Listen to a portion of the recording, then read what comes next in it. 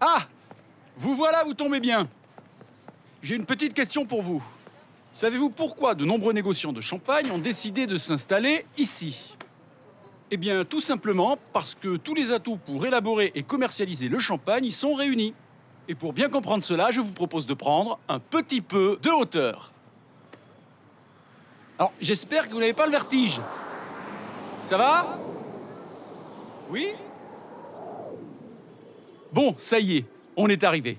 Regardez, tout est là, concentré sur quelques hectares. Les vignes, avec au nord le coteau historique, l'une des zones cœur de l'inscription des coteaux, maisons et caves de Champagne sur la liste du patrimoine mondial de l'UNESCO. La Marne et la voie ferrée pour acheminer la marchandise. Croyez-moi, à l'époque, le train représentait un gain de temps précieux pour acheminer le vin jusque sur les plus belles tables d'Europe. Rien d'étonnant donc à ce que les négociants en vin aient installé ici leur luxueuse propriété. D'ailleurs, allez-y, profitez de cette petite vue aérienne pour admirer les jardins qui se cachent derrière les maisons.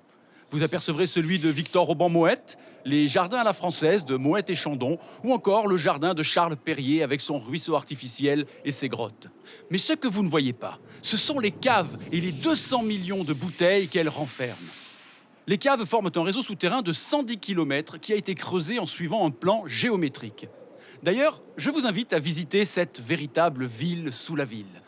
Vous êtes prêts pour une petite chute libre? Alors c'est parti! Impressionnant, non? Nous sommes à une quinzaine de mètres sous terre. Alors il faut savoir qu'à Épernay, il existe 4 types de caves. Et pour que vous puissiez bien les visualiser, nous les avons reconstituées. Ici, vous avez un exemple de cave où la craie est apparente. À l'époque, les caves étaient creusées à la pioche. Regardez, on voit encore les traces de pioche sur les murs.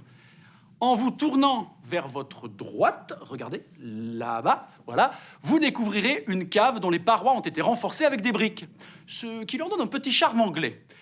Continuez de tourner sur vous-même et vous découvrirez maintenant une cave maçonnée dont les parois en craie ont été consolidées avec du béton.